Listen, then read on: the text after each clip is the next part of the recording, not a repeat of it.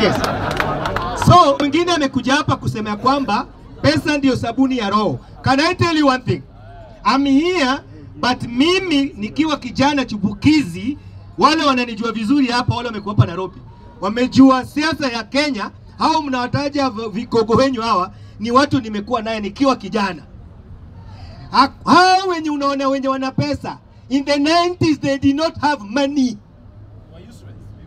These people did not have money. Na walikuwa pale kwa sababu what they believed in, na wakaenda na pesa ndio ikakuja. Young people of Gen Z, wengine ninasikia kuuliza hivi, hata mwingine mzee juzi aliuliza, mnataka Ruto atoka afanye nini? Wacha niwaambie kitu moja. You don't need the best president. Old men like me should not ask you what you want to do with the power. Please take it. Yes. Take it. Yes. Those are very nonsense kind of question. Don't listen to rhetorics ambayo haiwezi kuwaletea nini. Chukueni leadership in this country. Kwani unafikiria the Orengos of this world you see, they started while they are students in the university. Some of you are graduates here. Na wacha nikuambie kitu moja. Chukueni power, mtu asiulize mnaenda kufanya nini, mtafanya nayo ile kitu mnafikiria mkifika huko. Kwani sasa wanafanya nayo nini? What are they doing with it? So they are ruining your life.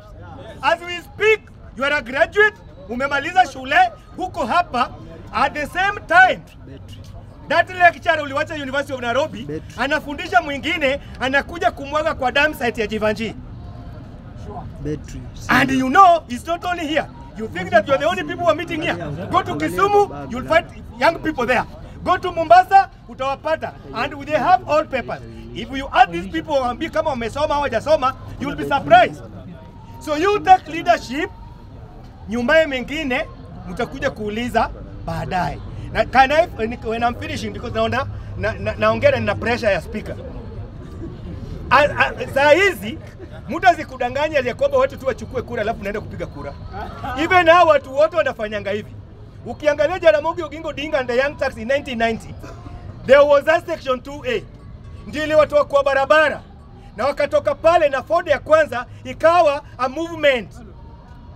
Hiyo movement ndio iliwa propel mpaka wakakuja Moi akatoa section 2A. Tukikuja no reform no election led by akina Kibwana. Ilikuwa movement. Ndio tena ikapropel out kufanya nini? Mulianza Gen Z vizuri. Wengine wakapotea njia. Let me tell you. Mimi nataka kuambia hivi saizi. Siri mumebaki naye moja kwa hii 2 years. Mnajua ni siri gani? You must have a campaign outside ambayo ita threaten the status quo. And all these political demagogues mwekeni kwa gunia moja. What the campaign is, wacha hawa form IEBC.